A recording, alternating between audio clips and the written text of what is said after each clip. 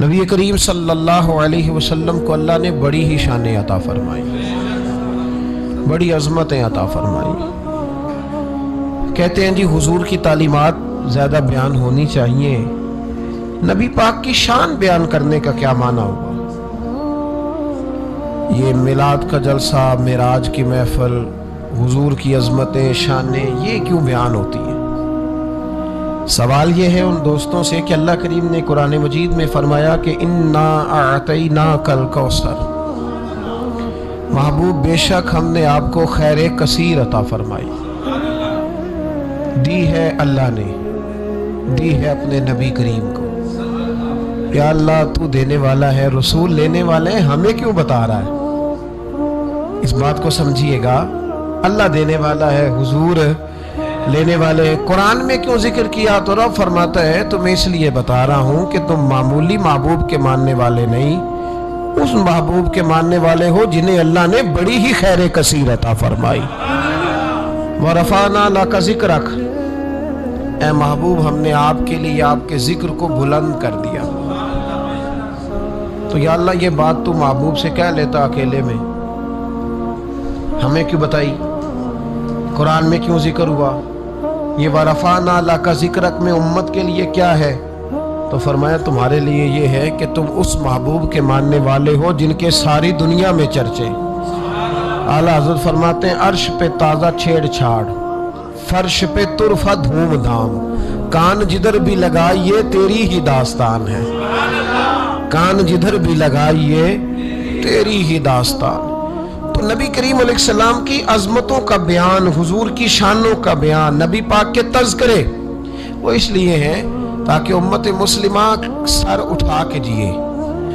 تو یہ شرمندہ ہو کے جو لوگ باتیں کرتے ہیں نا، معاذ اللہ کمزوری دکھاتے ہیں، یہ اس کمزوری کو دور کرنے کا بہترین علاج یہ ہے کہ ہر گلی میں، ہر کوچے میں، ہر نگر میں میرے مصطفیٰ کی عظمتیں بیان کی جائیں۔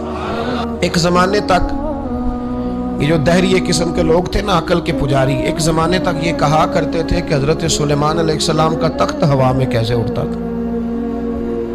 80 من اس کا وزن تھا تو وہ ہوا میں کیسے اڑتا تھا جی؟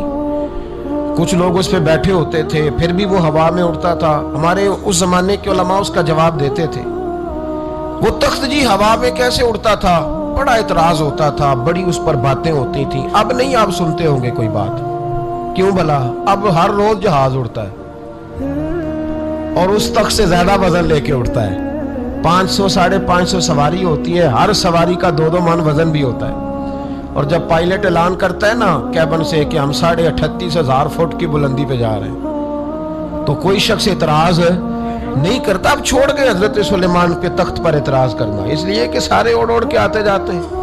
اب ذرا ٹھہر گئے، اب یہ ٹینشن ختم ہو گئی کہ حضرت سلیمان کا تخت کیسے اٹھتا تھا۔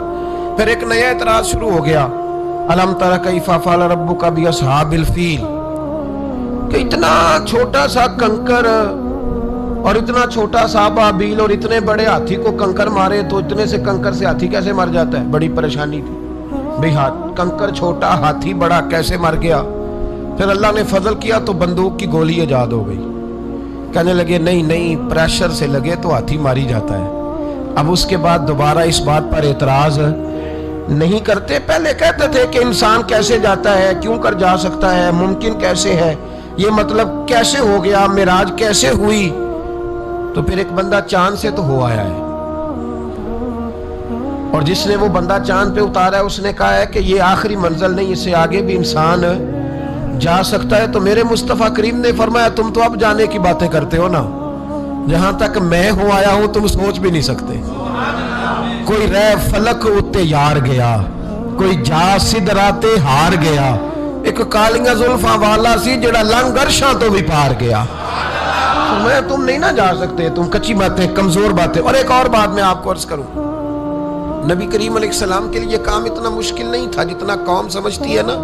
وہ ہمارے اپنے کچھ نادان دوست ہیں، اپنی عقل چھوٹی ہوتی ہے تو وہ اس عقل میں کیا آئے گا، اتنی کچھ چیز ہوتی ہے اس میں اتنا ہی سامان آتا ہے نا۔ تو اپنی عقل چھوٹی ہوتی ہے تو بجائے اس کے کہ وہ ایمان لے آئیں اللہ تک کی حکمتوں پر، وہ عقل کے ترازو پر چھوٹی سی عقل کو پریشان کرتے ہیں۔ چھوٹا سا دماغ ہوتا ہے، ہر وقت ٹینشن میں رہتے ہیں، وہ جی کیسے گئے، کس طرح کر کے گئے۔ تو میں کہتا ہوں نبی کریم کے لیے یہ مسئلہ ہی کوئی نہیں، حضور کے لیے یہ کوئی مسئلہ؟ حضور فرماتے میں تو اس وقت بھی نبی تھا. یہ ترمذی میں ہے, ترمذی ہے, سیاستہ کی حدیث ہے. یہ سمجھیں گے دین ہے, یہ عقیدہ ہے, اس کو سمجھا کریں. فرمایا میں تو اس وقت بھی نبی تھا جب آدم علیہ السلام کی مٹی گوندی جا رہی تھی. تو محبوب تو پہلے بھی ان سارے نظاروں کو جانتے ہیں, ہر چیز حضور کی نظر میں ہے. اور اس کے بعد بھی, اس کے بعد کا جو ماحول ہے وہ بھی انوکھا ہے. وہ ایک صاحب تھے, مجھے کہنے لگے کہ وہ جی حضور تو گئے تھے, حضرت جبریل لے کے تھے پروں پہ بٹھا کے. پہلے براق پہ گئے تھے, پھر حضرت جبریل کے پروں پہ, پھر رف پہ. ویسے تو نہیں نا بشر جا سکتا. تو میں نے کہا چلو مہربانی کرو, تم بھی کسی دن براق پہ بیٹھ کے چکر لگا آؤ, کو کوشش کرو نا یار, کسی جگہ پہ ٹھہرو تو صحیح. عجیب فلسفہ. کہتے حضور, تو میں نے کہا چلو وہ تو رف تھی, حضرت جبریل کے پر تھے, براق تھا. تو وہ جو نبی پاک بعد میں 9 مرتبہ گئے اور آئے, حضور 50 نمازیں لائے نا, تو حضرت موسیٰ نے کہا کہ محبوب نہیں پڑھی جائیں گی, تو حضور گئے, 5 کی معافی ہوئی. پھر آئے تو حضرت موسیٰ نے کہا کہ محبوب نہیں, یہ نہیں ہوگا. یہ بھی نبی پاک کی فرما برداری ہے اللہ کی بارگاہ میں. حضور نہیں کہتے ٹھیک ہے یا اللہ تو 50 کہتا ہے تو 50 ہی قبول ہے. حضرت موسیٰ نے کہا محبوب نہیں, آپ کہیں. اور یہ حضرت موسیٰ کے دل میں بات بھی اللہ نے ڈالی, یہ بھی اللہ نے ڈالی کہ آپ میرے محبوب سے کہیں. انہوں نے نہیں کہنا, ان کو تو جو کہہ دیا جائے قبول ہے. حضور واپس گئے تو 9 چکر لگائے نبی کریم نے. اس کا مطلب ہے کہ اب وہ جو 9 چکر حضور گئے اور آئے تو وہ حضرت جبریل کے پروں پہ لگائے تھے. کسی جگہ کسی روایت میں ملتا ہے کہ حضور نے فرمایا جبریل ادھر لا, دوبارہ براق پھر جانا ہے, ادھر پر دوبارہ لا یا براق دوبارہ لا. 9 دفعہ گئے اور 9 دفعہ آئے. پھر مان لو کہ تیرے لیے 2-4 قدم عرش بری ہے, تیرے لیے 2-4 قدم عرش بری ہے. محبوب کی عظمت کو سمجھو. حضور جب چاہے, جس وقت چاہے, جس وقت چاہے, جس وقت دل چاہے. یہ تو میرے محبوب کا آنا جانا ہے, یہ تو رسول پاک کا آنا جانا ہے. حضور کا جب جی چاہے آئیں, جب جی چاہے جائیں. حضور نماز پڑھا رہے تھے, یہ صحیح مسلم کی حدیث ہے.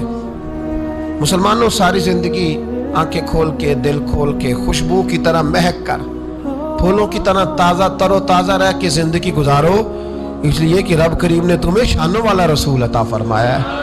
طبیعتیں ٹھنڈی رکھو, مزاجوں میں سکون رکھو, خوش ہو جایا کریں حضور کا. آپ یقین کریں کسی جگہ محفل ملال لکھا ہوتا ہے تو طبیعت ٹھنڈی ہو جاتی کہ یہاں میرے نبی کی نعتیں پڑھی جائیں گی. کسی جگہ محفل معراج لکھا ہوتا ہے تو طبیعت ٹھنڈی ہو جاتی ہے, یہاں حضور کا ذکر ہوگا.